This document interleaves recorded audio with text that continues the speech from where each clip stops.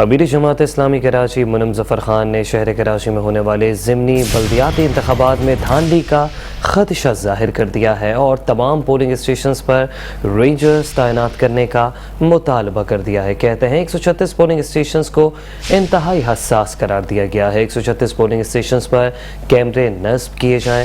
یہ بھی کہا کہ گھر کے قریب پولنگ اسٹیشنز ہونے چاہیے تاکہ لوگ بآسانی ووٹ ڈال سکے۔ ماڈل ٹاؤن میں گھر کے قریب اسکول موجود ہیں لیکن آبادیوں سے دور پولنگ اسٹیشنز بنا دیے گئے ہیں۔ آبادی سے دور 3 پولنگ اسٹیشنز قائم کیے گئے ہیں۔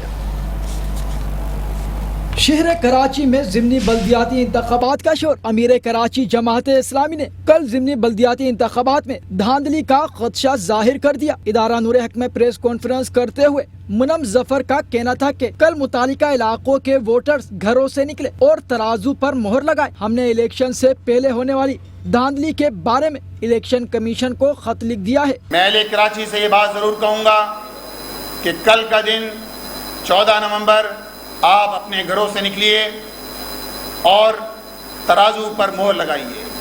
ترازو کا نشان شہر کراچی کی ترقی کی علامت ہے۔ منم ظفر کا کہنا تھا کہ ماڈل کالونی ٹاؤن کے رہائشیوں کے لیے آبادی سے دور پولنگ بوتھ بنائے گئے ہیں۔ ووٹر لسٹوں میں جعلی ووٹروں کو شامل کیا جا رہا ہے جبکہ دھونس اور دھاندلی کا سلسلہ ابھی سے ہی شروع ہو چکا ہے۔ ایک جانب دھاندلی کا یہ طریقہ اختیار کیا گیا ہے کہ ووٹر لسٹوں میں بوگس اندراج کرایا جائے۔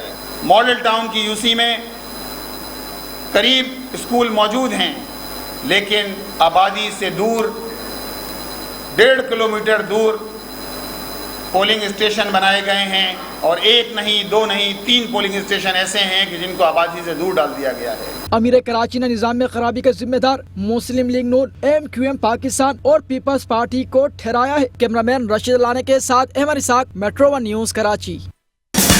میٹرو 1 نیوز، ہر پل کی خبر۔